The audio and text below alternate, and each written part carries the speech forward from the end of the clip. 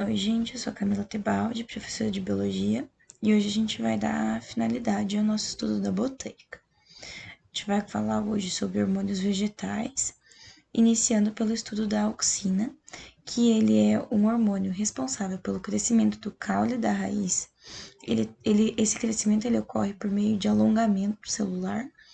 Ele influencia também no tropismo, que a gente vai ver um pouco mais para frente, que são os movimentos vegetais, estimula o crescimento de frutos e ele pode originar aqueles frutos partenocárpicos, que são aqueles frutos sem sementes. O local de produção desse hormônio se dá no caule, nos ápices do caule, principalmente nas gemas apicais, nas folhas jovens e nas sementes.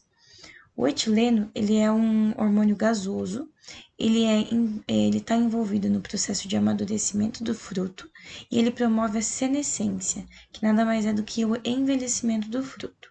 E o local de produção dele são nos próprios frutos, nos tecidos dos frutos e nas folhas. A giberelina. A giberelina tem uma participação na germinação das sementes, também é responsável pelo crescimento das sementes e pelo crescimento dos frutos, e também é capaz de dar origem àqueles frutos partenocárpicos, e também são responsáveis pela floração. Ela se dá, a produção desse hormônio se dá nas folhas jovens, nas raízes e no embrião. As citocininas são hormônios que estimulam a divisão celular e a diferenciação das gemas para gerar brotos. Então, as gemas vão virar brotos por meio da produção de citocinina. E também ela tem a função de evitar a senescência. Enquanto o etileno estimula a senescência, que é o envelhecimento, a citocinina tem efeito contrário, é um antagônico. Então, ela evita a senescência, ou seja, evita o envelhecimento da planta. E o local de produção desse hormônio se dá nas raízes, principalmente. Já o ácido abscísico, ou abscísico, ele é um inibidor do crescimento das gemas apicais. Ele é responsável também pela dormência das sementes. Então, enquanto a giberelina estimula inibe a dormência das sementes, o ácido abscísico estimula a dormência. E também a dormência das gemas apicais, né? Inibindo o crescimento delas. E também estimula o fechamento dos estômatos em situações de escassez hídrica. E o local de produção desse hormônio se dá no caule e nas folhas velhas. Aqui a gente vai dar um pouco mais de ênfase no estudo da auxina, que ele é um hormônio bastante importante. Ele também é chamado de AIA, ou ácido indolacético. O transporte dele é chamado de polarizado, porque ele se dá do ápice para a base por meio do transporte pelo floema. Aqui a gente tem um gráfico que ele é bastante relevante, porque ele vai explicar a dependência da concentração do ácido da auxina com relação ao estímulo ou à inibição das regiões específicas da planta. Então, aqui a gente consegue ver que baixas concentrações de auxina estimulam o crescimento da raiz até um certo ponto ótimo. Então, até esse ponto de ápice aqui, a concentração de auxina é capaz de estimular o crescimento da raiz. A partir desse ponto, o aumento da concentração de auxina vai inibir o crescimento dessa raiz. Então, é por isso que tem esse decréscimo no gráfico. Em compensação, vai estimular o crescimento das gemas laterais. Então, uma concentração intermediária de auxina vai estimular e vai atingir o ponto ótimo de estímulo das gemas. Dando continuidade ao aumento dessa concentração de auxina, a gente vai ter uma grande quantidade de auxina estimulando o crescimento do caule. Então, a gente consegue ver que a raiz ela é uma parte muito sensível da planta, porque ela precisa de poucas concentrações de auxina para crescer, enquanto o caule ele já é mais resistente a esse hormônio. Então, ele precisa de altas concentrações para que o crescimento do caule seja efetivo. Então, aqui a gente consegue colocar um esquema, entendendo que grandes concentrações de auxina estimulam o caule e inibem a raiz, porque aqui a gente consegue ver até uma inibição, ou seja, uma quantidade negativa aqui da raiz quando o caule está sendo estimulado. Então, grandes quantidades de de auxina estimulam o caule e inibem a raiz, enquanto baixas concentrações de auxina têm o efeito contrário, estimulam a raiz e não estimulam o caule, porque o caule simplesmente ele não cresce nem decresce, né?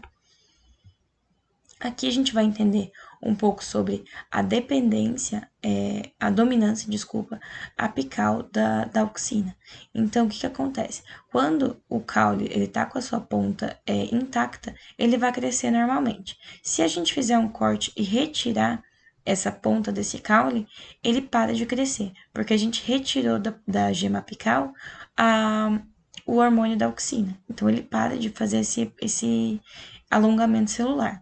Se a gente recolocar essas pontas, ou seja, recolocar o hormônio, a parte da planta que tinha o hormônio auxina, ele volta a crescer normalmente. Então, isso a gente também a gente analisa a dependência da auxina para o alongamento celular, né?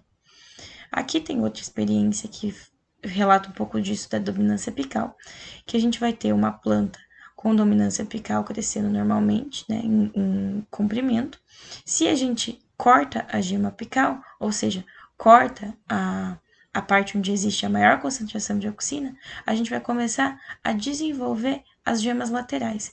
Então, o que acontece? Se a gente corta a gema apical, ela vai dar desenvolvimento às gemas laterais, a gente vai ter uma dominância lateral. Então, a gente consegue ver que a dominância apical, ela sobressai sobre as gemas laterais, sobre a dominância lateral, né, das gemas apicais. Aqui, agora, a gente vai finalizar falando um pouco sobre os movimentos vegetais. A gente vai subdividir eles em tropismos e nastismos. O tropismo, ele se classifica por um movimento direcional ou contrário a ele. Então, ele possui uma direção específica, ele possui uma orientação. E ele depende de um estímulo. O nastismo já é um movimento sem orientação, mas também depende de um estímulo. Os estímulos que a gente consegue ver no tropismo são o fototropismo, o geotropismo ou gravitropismo, o quimiotropismo e o tigmotropismo. Os mais evidentes aqui pra gente, que são diretamente ligados com o hormônio da auxina, é o fototropismo e o geotropismo. O fototropismo se refere ao estímulo da luz. Então, aqui a gente vê que se a gente possui uma incidência de luz, a planta vai tender a crescer seu caule em direção à luz. Se a gente tiver uma luz incidindo na lateral, a auxina vai tender a se depositar no lado contrário, porque a auxina é um hormônio que ele, entre aspas, foge da luz, então ele vai se depositar na parte escura, ele vai fugir da luz, e em contrapartida a gente vai ter um crescimento, um alongamento desse caule para o lado da luz, para o lado do estímulo. Na raiz, isso funciona de forma contrária. Então, a gente fala que o fototropismo do caule é positivo, enquanto o fototropismo da raiz é negativo. Já no caso do geotropismo ou gravitropismo, a gente está falando com relação à gravidade. A gente tem que entender que a gravidade ela é um estímulo que vem de cima para baixo. Então, a raiz possui um estímulo de geotropismo positivo, enquanto o caule é um geotropismo negativo. Por quê? Porque a raiz cresce em direção, a mesma direção da gravidade, e o caule cresce em direção contrária. O quimiotropismo, ele é relacionado a substâncias químicas, então a gente pode ter substâncias que estimulam, não é? Elas podem atrair e estimular o crescimento da raiz, por exemplo. Alguma substância que existe na terra em um determinado local pode atrair o crescimento da raiz e estimular ela a crescer em direção à substância química incidente. O tigmotropismo, a gente está falando sobre o toque. Então, a gente pode pensar numa gavinha. Quando o caule dessa gavinha, ele encosta numa estrutura, por exemplo, numa estaca, a gente vai ver que ela vai se enrolar conforme ela vai encostando nessa estaca. Então, ela vai se enrolando porque a auxina foge do...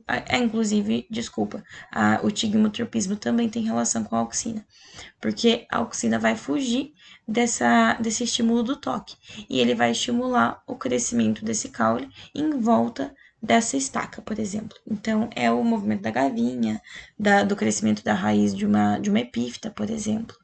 E o nastismo, ele também está relacionado aos mesmos estímulos, só que ele vai ter uma característica de não ter uma orientação. Então, é, por exemplo, a floração. A floração, ela não cresce para um lado, ela simplesmente acontece. Aí, por exemplo, a gente vai ter o fotonastismo, o geo ou grave nastismo, quimionastismo e tigmonastismo. Então, por exemplo, uma planta carnívora, que são aquelas plantas que elas fecham a sua estrutura quando existe uma. Quando cai um inseto ou pousa um inseto em cima dela, a gente pode falar que é um tigmonastismo, porque ela simplesmente fecha, ela não tem uma orientação, mas ela funciona por meio do toque. Então, o toque de um animal, de um inseto, ele estimulou esse fechamento da estrutura da planta.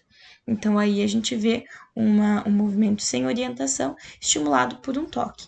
O mesmo pode ocorrer com plantas que fecham e abrem suas pétalas conforme a luz do sol ou então conforme substâncias químicas.